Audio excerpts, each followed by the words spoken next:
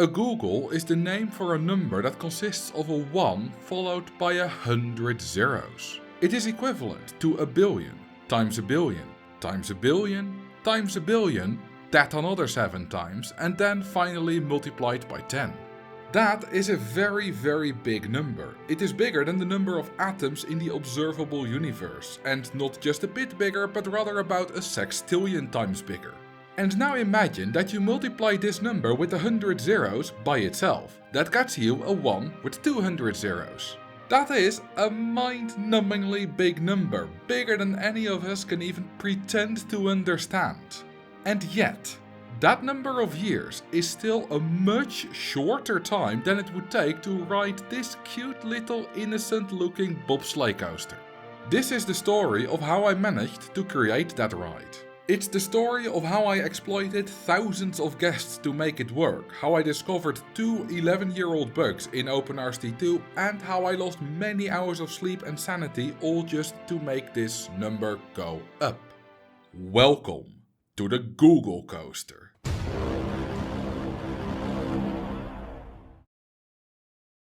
Hello everyone and welcome to the next installment of my longest ride series. It's been 3 years since the last one, and that's because they keep getting more difficult to improve. The universe coaster already lasts roughly as many years as there are atoms in the observable universe, so how on earth can we make that even longer? Well, in the past few months I have finally found a way and created the Googol coaster. Doing this was no easy feat, and I'll tell you exactly what was so tricky about it, but in order to understand that we will have to start back at the previous one, the universe coaster. The idea of this ride is quite simple. You have a very big long roller coaster at the start of the chain and the actual longest ride, which is the black twister coaster, at the other end. In between there are many small wild mouse coasters, each of which multiply the final ride time by a factor of 2.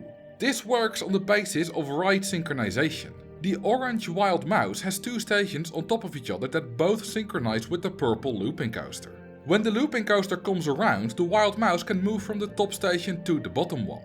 It's not until it comes around a second time that the wild mouse can move to the station on the other side, then trigger the next ride in the chain and move back to the top station. And then the relation between the orange and yellow wild mouse is exactly the same as between the looping coaster and the orange wild mouse, and that just keeps going down the chain.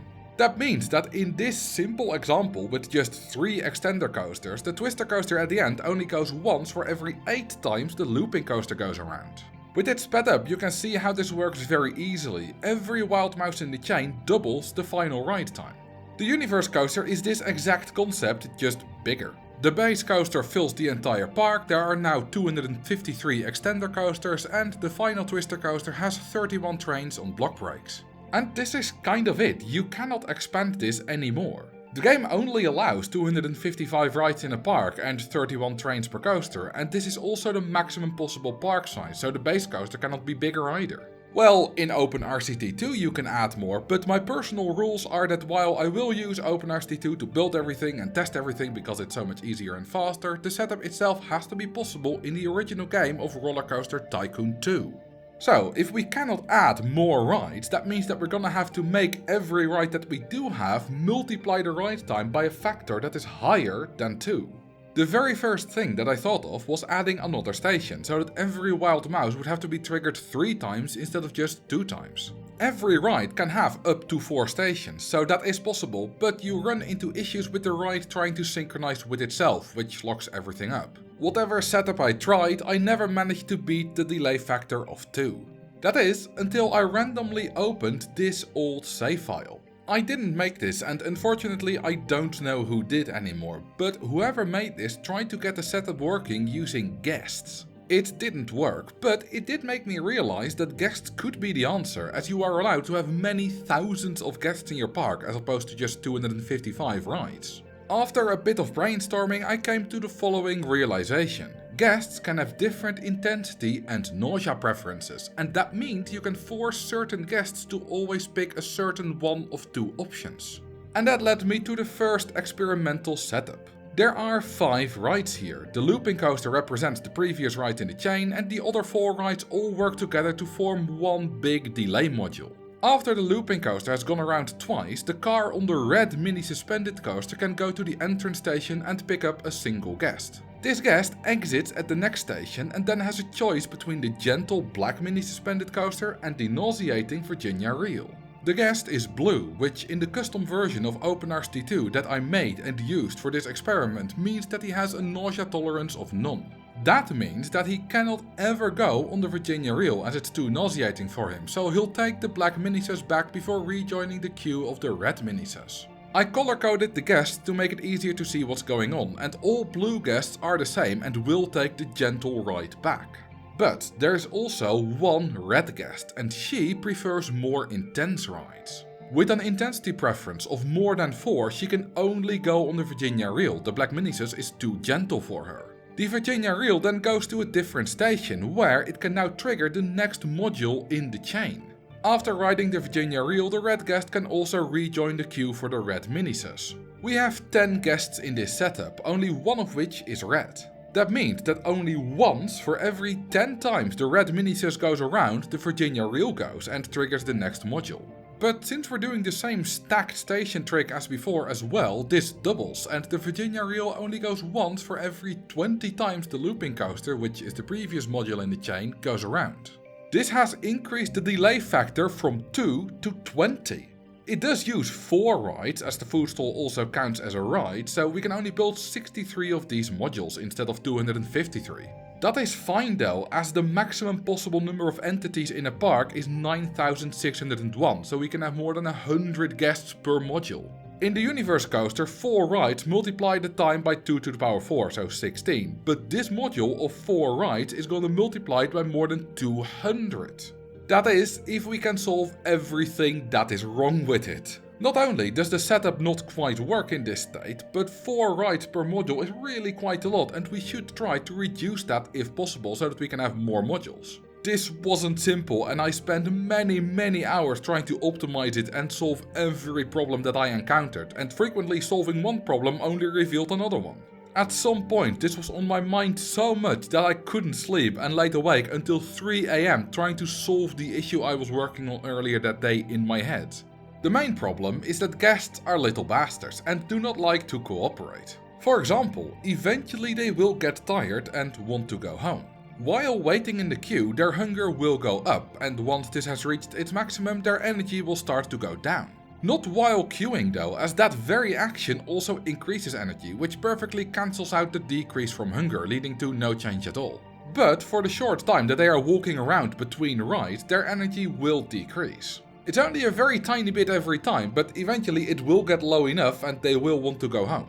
Once that happens, they will never go on one of these rides again, ruining the entire setup. The obvious solution is adding a bunch of benches, and I thought that would work, but it doesn't. Guests have a chance to want to leave when they go below 55 energy, but they don't start sitting down until they reach 50 energy. That leaves a 5 energy window where they have a chance to leave the park. This chance is quite small, but since these guests will have to go around billions and billions and billions of times, anything that can happen, no matter how small the chance, will eventually happen. And that is why I built the food stall there. That is actually not even there to lower their hunger and get energy back while queuing, but rather to force them to sit down, as guests will sit down if they have a food or drink item and encounter a bench. Okay, works fine in theory, but how can we make sure that the guest actually buys the food item? What if they go straight back into the queue line enough times in a row before buying food? That chance is ridiculously small, but as I said, it will eventually happen. On a similar note, how do we force red guests to actually go on the Virginia Reel? There is a very small chance that they will walk back and forth between the 2 mini suspended coasters for long enough to lose too much energy and want to go home. This too will happen eventually. And then there are the problems with how the vanilla game behaves, as this setup does not work in the original game to begin with. That is because if a ride has synchronized stations enabled, it will never depart if there is no station to synchronize with. OpenRT 2 changed this, so the red minisus will depart as normal from the 2 unsynchronized stations, but since we follow vanilla rules, they will be stuck. This can be solved by simply putting a single station piece of any ride next to it and enabling synchronization on it, but that does mean we do require yet another ride slot for this module. And while doing tests in vanilla, I discovered a bug in OpenRT 2 that changed everything. You see, I was working under the impression that guests that are queuing in a line with TVs always will stabilize at 165 happiness, as that is how high TVs will boost it. Except for the first guest in line, on whom the TVs have no effect. That guest will go down to 128 happiness, which is halfway to the maximum of 255, as that is where the happiness gravitates towards if nothing is happening. Since guests only want to leave the park if they go below 45 happiness, this is perfectly fine and they won't get unhappy enough, except this isn't how the original game works. In the original RollerCoaster Tycoon 2, the normal queuing guests got stuck anywhere between 90 and 128, depending on the happiness that they entered the queue line with, and the first in line went all the way down to 0 happiness. And that is a problem, as that means they will leave the park eventually. Not while queuing though, that is impossible, but as soon as they get off the ride they may want to leave if their happiness is still low enough. But what's actually going on here? Why is there such a massive difference in behavior? I cannot read the original assembly code of RCT2, so figuring out what exactly is going on here is not a thing that I could do. But luckily, Duncan's pumpkin can read it, and he found the problem. OpenRCT2 completely missed that having bad stats will reduce the happiness of the guest. Every 12.8 seconds this is updated, and if the guest has low energy, their happiness will reduce by 2 in this update. That's not a problem for us, but having a high hunger, thirst or toilet will reduce it by 1 for each, and since all of these 3 stats are high, the guests lose 3 happiness every 12.8 seconds. Queue line TVs add 2 happiness every 12.8 seconds, and the idle happiness gravitating towards 128 adds another one if they're below that.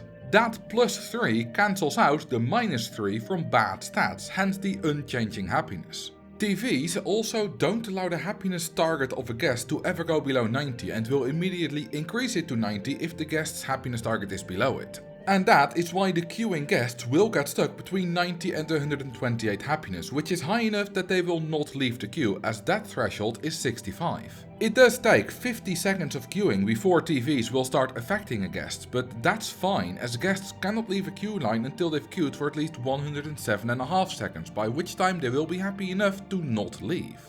But TVs have no effect on the first guest in line, so even with the plus 1 from idle happiness, they will still lose 2 happiness every 12.8 seconds, going all the way down to 0. They can't leave the queue line when they're in this position, but they will get out grumpy on the other side. This is fixed now, and OpenRCT2 now works the same as in vanilla. Big thanks to Duncan's pumpkin for that, but it does throw a massive spanner into the works. Guests do get happiness from riding rides, but can it be enough? Yes, but only barely. Remember, guests cannot be allowed to ever drop below 45 happiness while walking around. That means that as soon as they exit the ride, their happiness must be higher than 45. There are 4 different factors that can increase or decrease the happiness of a guest from riding a ride. The first is how long they have queued for, which is plus 10, minus 10 or minus 35. Since our guests queue for a very long time, this is always minus 35. Not a good start.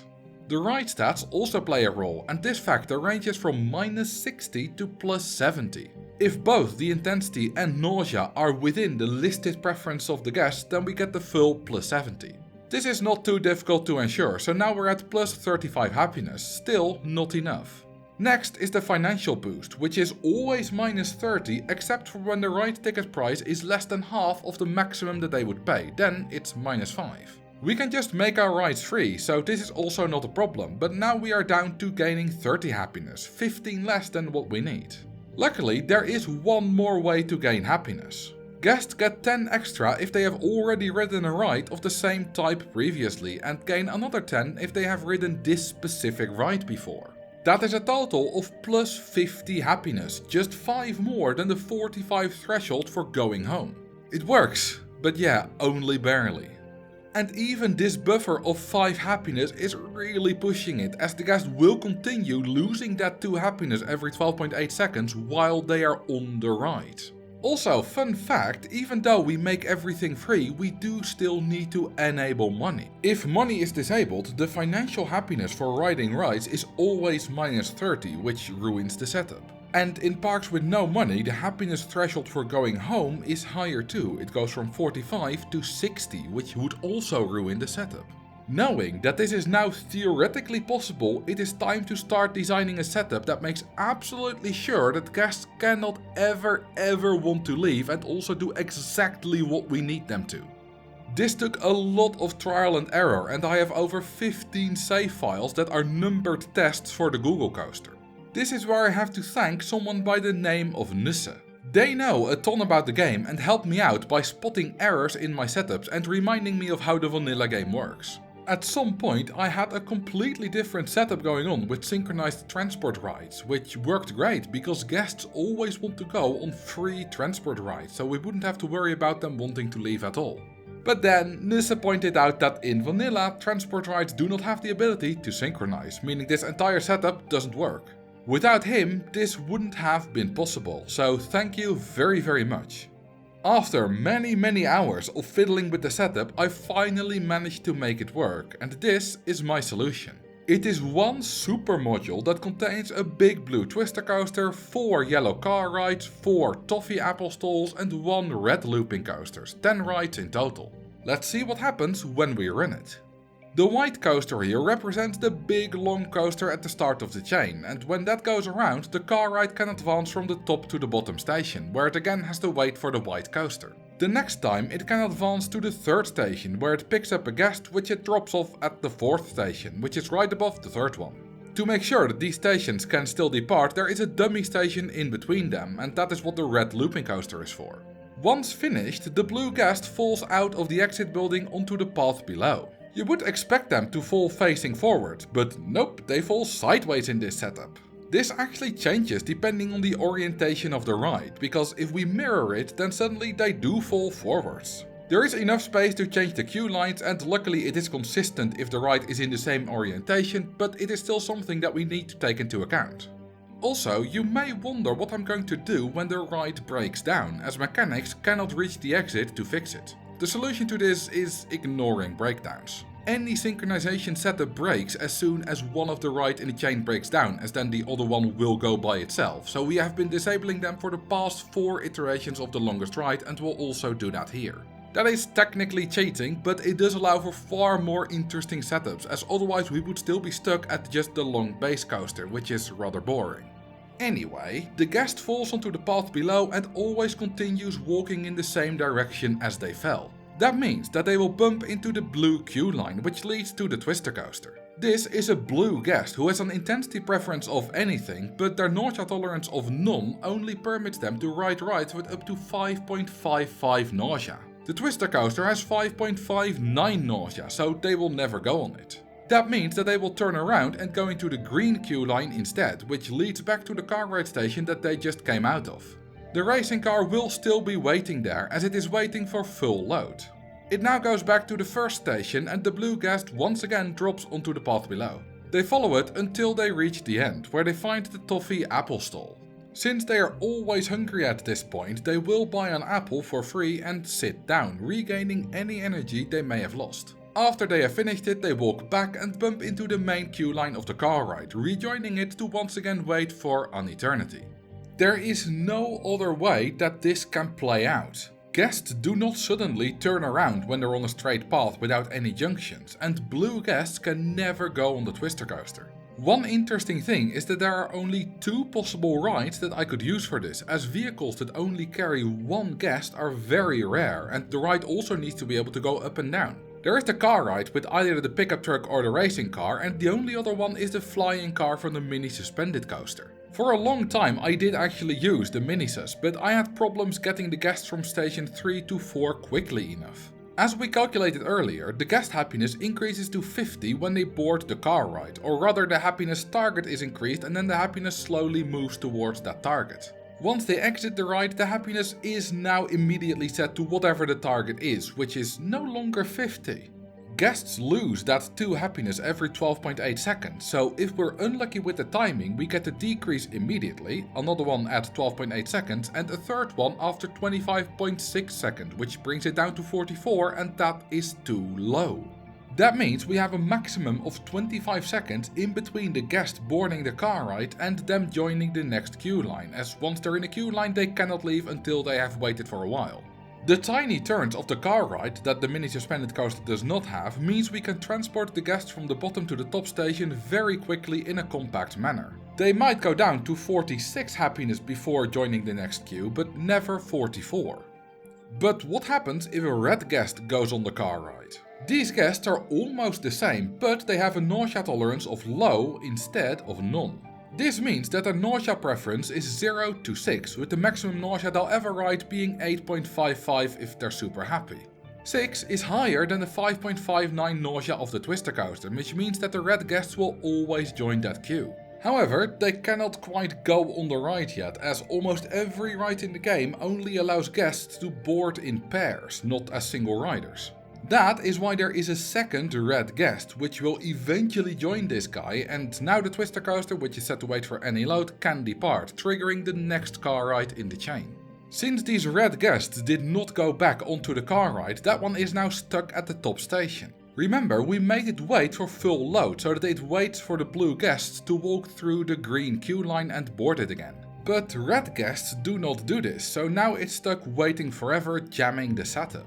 We cannot use a minimum waiting time, as then guests would go below 45 happiness riding it the first time. The solution is the other one, the maximum waiting time. I set this to 120 seconds, which is easily enough time for the blue guest to get on it again, and if no guest comes, then after 120 seconds this will override the wait for full load setting and it'll depart anyway.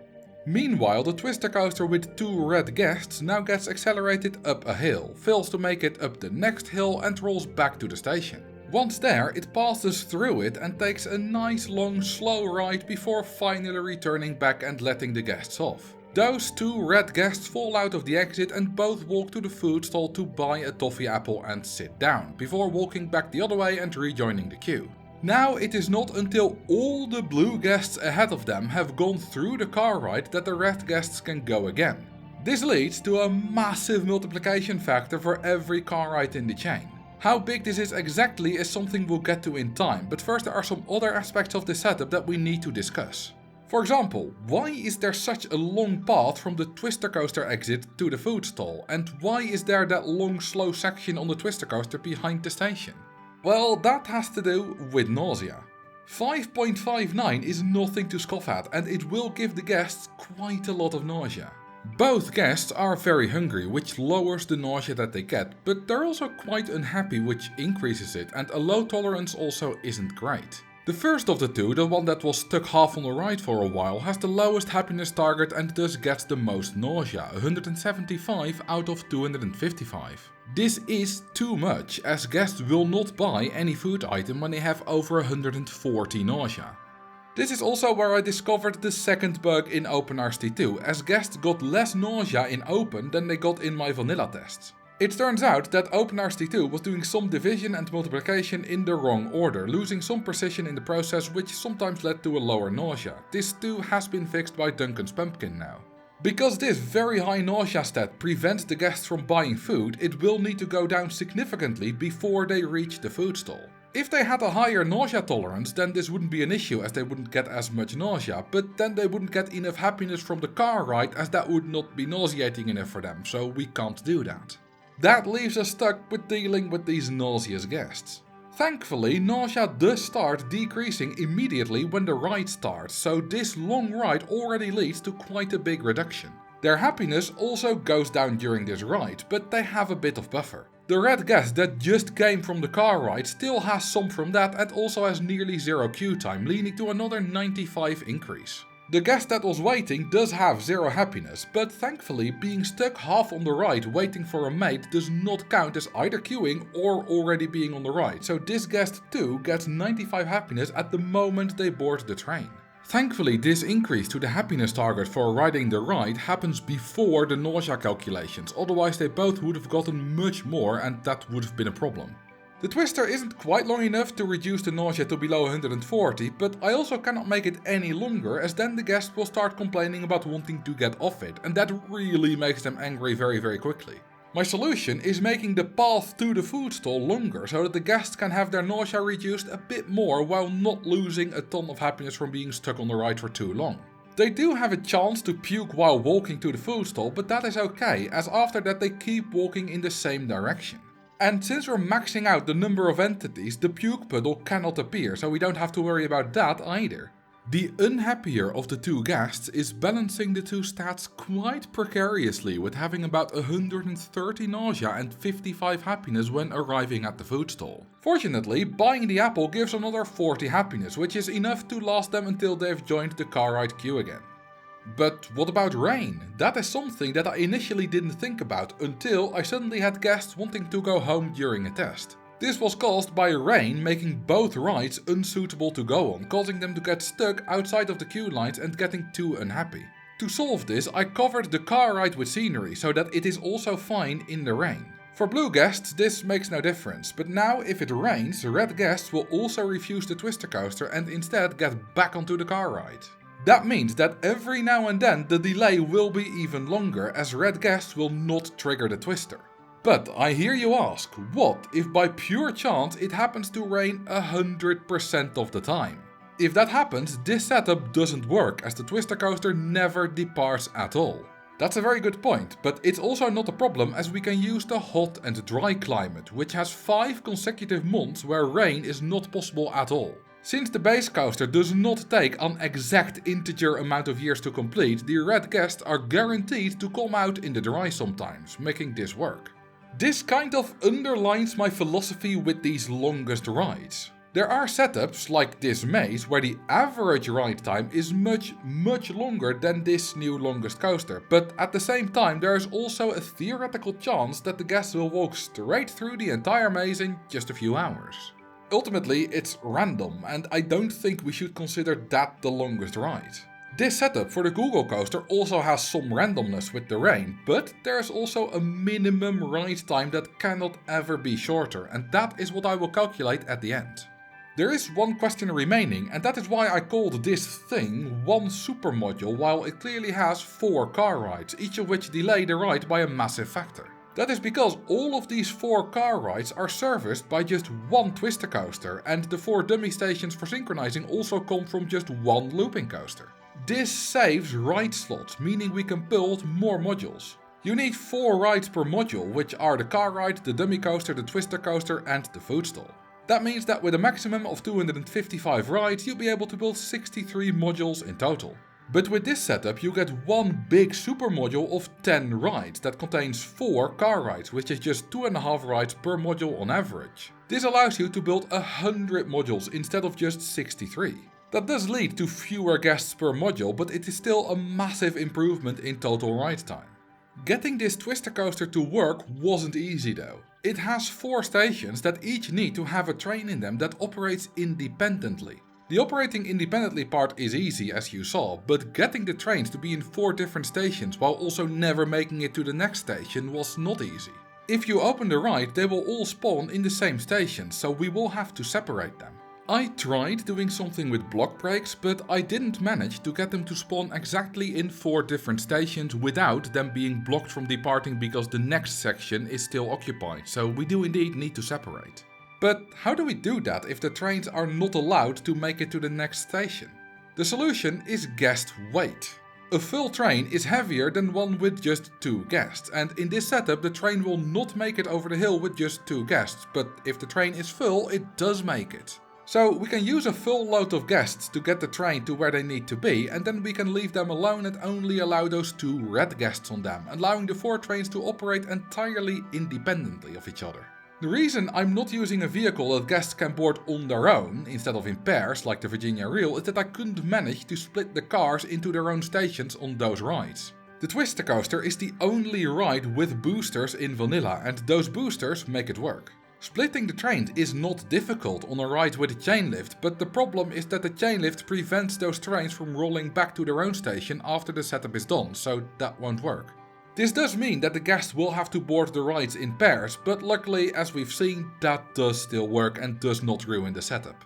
I did actually do some experiments with guest weight for the delay rides as well. The idea is that a train full of the lightest possible guests will not make it, but every now and then you get a train of the heaviest possible guests, allowing it to make it to the next station. Ultimately, this didn't work as well as separating by intensity and nausea preference, but it is still an interesting idea. Okay, we now finally know how exactly the setup works, so let's build it. While this wasn't particularly difficult, it did take a very long time. For every super module, I first had to build the twister coaster and then the dummy stations. To make that easier, I saved a design with 4 stations and just removed the track in between. Then the car rides can go in along with the food stalls. Path additions do not save with ride design, so I had to manually place all the benches and all the TVs. Getting the guests in place also required a specific setup. I made a custom version of OpenRCT2 where 1 in 64 guests is a red one and the other one are blue, with their respective intensity and nausea preferences. I then filtered out the red ones with a similar setup to the modules. We could also not do any of this and just keep spawning new guests until we get enough ones with the stats we need, but doing that and checking all of them would take absolutely forever. I will happily use some cheats to make creating the setup easier, as long as the setup itself works in vanilla once it's set up. I did a similar thing to separate the twister coaster trains. Instead of going through the hassle of getting guests on it, I just increased the weight with a command, separated the trains and then decreased the weight back to the original afterwards. It's possible by using guests, but this is much faster. Now we need to figure out how many guests we can put in every module. The maximum number of entities in a park is 9,601. We need some of those for the other rides, as we also want some guests to actually ride the Googol coaster, so that leaves 9,500 and something for the car rides. With 100 car rides the math is easy, and that comes to 95 entities per ride. The twister train takes up 5 of those entities and the racing car another 3, so that leaves 87 guests per car ride. Instead of counting them out manually, I built this twister coaster, whose 3 trains carry 84 guests in total. I simply ran that once, added 1 extra blue guest and 2 red ones, and that's the exact 87 guests we need. We also need to run this with the synchronization off for a while, so that all the guests have ridden the car ride at least once and the red ones also the twister coaster. That is necessary because of the happiness boost that guests get from riding rides they have already ridden before. We need that. These modules are so big that I couldn't fit all of them in a straight line, so I had to figure out a way to turn around. It looks a bit different with a much bigger car ride, and I had to be careful to keep the distance from the twister exit to the food stall the exact same, but with that sorted it does function properly.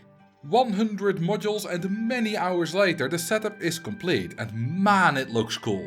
I got several comments from friends I showed this to saying it looks like a motherboard or a computer chip, and they are absolutely right. And it feels like I built one too, as this is by far the most complicated setup I have ever built in any video game ever. Let's now calculate how long that bobsleigh coaster at the end takes to complete. It all starts with the massive big long coaster at the bottom. This thing is a bit obscured by all the stuff built on top of it, so to make it easier to see what's going on, I have removed everything else in this demonstration.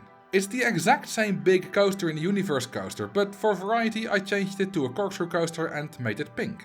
It is set to reverse incline mode, and thus it reverses out of the station. It does not reach the top of the incline that it's reversing onto, and then it starts going forward, needing to complete the entire spiral towards the middle at 1 km an hour. When it reaches the middle, it looks like it should hop off the end of the track and crash, but since it did not reach the top of the hill while reverse inclining, it stayed in that mode, which prevents it from crashing. This is just like how a ride won't fly off the end of the track on a normal incline design, instead it'll turn the other way. Here, turning the other way means that the train starts reversing, but it does this at a much slower speed than usual. Normally, the minimum backward speed is only 8 times slower than the minimum forward speed, but in this weird setup it's 32 times slower for some reason. I don't know why that is, I just know that it works. Getting all the way back to the station is gonna take a while, as evidenced by the still slow moving train in this footage that is at 128 times normal speed. Once back at the station it has to go another 6 times, as it's set to do the maximum of 7 laps. This takes an incredibly long time, a little over 22,951 in-game years. When it's finally done with that, it triggers the purple wild mouse next to it, which is a basic ×2 extender that we also used for the Universe coaster. And this is the point where all the fun starts, because that wild mouse leads into those 100 car ride modules that are all chained together, each delaying the ride by a massive factor. How big is that factor? Well, there are 87 guests, so you might think it's simply 87, but it's actually more. We are using that stacked station trick so that the car ride only goes around once for every 2 times it gets triggered by the previous rise, so the delay is 2 times 87, which is 174.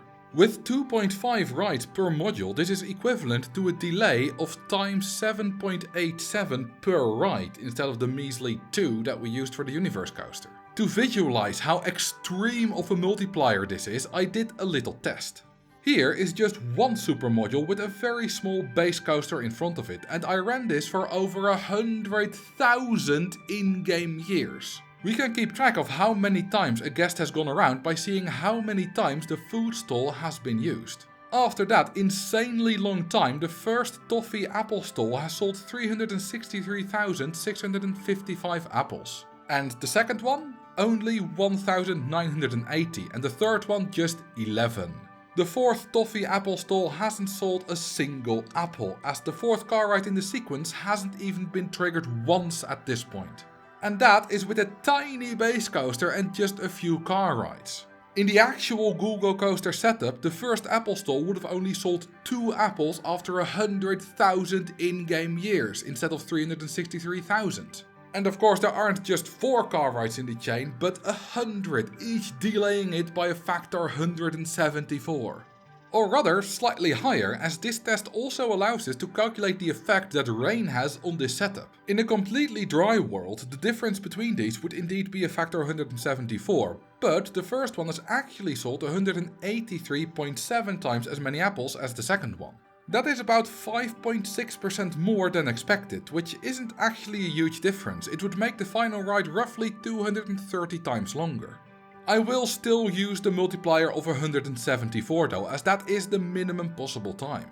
After the 100 car rides there are 2 more ×2 extenders before the final Wild Mouse connects to this bobsleigh coaster. The bobsleigh has the maximum of 31 trains on block sections and also has 4 stations. With 31 trains, the guests will have to wait for 30 other trains to depart before they can get off again, so that's another ×30 multiplier. And this setup with the bobsleigh and the Wild Mouse stations means that a train only departs once for every 3 times the Wild Mouse comes around. Just watch the orange bobsleigh car in this demonstration to see that it only advances 1 block section every 3 Wild Mouse laps. The guests also cannot get off at any of the other stations, as those don't have an exit building. They can only leave once they return to the station they boarded at. That, combined with the 31 trains, gives this a total final multiplier of ×90. We are actually so lucky this all happened to work out. The stuff where it's just right, synchronizing with each other is easy and nothing can go wrong, but working with guests has been an absolute nightmare. If the numbers were slightly different and the threshold for guests wanting to go home was 50 happiness instead of 45, then this would not have worked. And if guests had a chance to randomly turn around while walking, this also would not have worked. Guests do actually lose some happiness if they find a ride too sickening or intense, which is what happens when the blue guest bumps into the Twister Coaster queue line. But by pure miracle, that decrease only happens if their happiness is over 64, which it isn't here, it's either 46 or 48. If that limit was 32 or something instead of 64, then this setup would not have worked. It all works out perfectly, and I think that that's pretty amazing. Alright, let's now calculate how long this thing actually takes to complete. The 22,951 in-game years and a few days of the base coaster are equivalent to 2.38 real-life years. There are 3 standard ×2 extenders in the chain, so that's a ×8. We have 100 car ride modules that each delay the ride by a factor of 174, so we multiply this by 174 to the power of 100. And then finally, at the end there is the ×90 from the Googol coaster itself. This comes to a total ride time of 1.947 × 10 to the power 227 years. That is a massive number, and it looks like this fully written out. There is a name for this number too, and that is 194 Quatuor Septuagintillion. It is completely impossible to understand how big that number is, but let's try to do that anyway. In the video about the Universe Coaster, which takes about 10 to the power 78 years to complete, I invited you all to imagine how big that number was by removing all of the atoms from the universe one by one and waiting a full year in between every atom. We can continue that here, but since this is not 10 to the power 78 years, but rather 10 to the power 227 years, it's gonna take a bit longer. So, after you have deconstructed the Earth, the Sun, the Milky Way galaxy and all other roughly 1 trillion galaxies in the universe at a rate of 1 atom per year, I want you to put it all back together and paint one of those atoms blue. Now do it all again, and once you're done, you again rebuild the universe and paint another atom blue. Continue doing this over and over and over again, every time painting one more atom blue. This is essentially just painting one atom every time the universe coaster finishes, which I think puts the difference between the two rides in perspective quite well. By the time you have painted every single atom in the entire universe blue, you're still not even close to being done. You need to wash all the paint off and start over, again painting one atom of the universe blue for every time you deconstruct and rebuild the entire universe at a rate of 1 atom per year. In total, you need to make the entire universe blue about 1 million billion times, and then you can finally live to see the end of the Googol coaster. Well, I say live, but the truth is slightly different. You see, while empty trains lose enough speed to safely make it over the final little hill, a train full of guests doesn't lose speed as quickly. After waiting all that time, a time so long that it's impossible to even conceptualize it, these guests finally have the station in sight. But instead, they go out with a bang.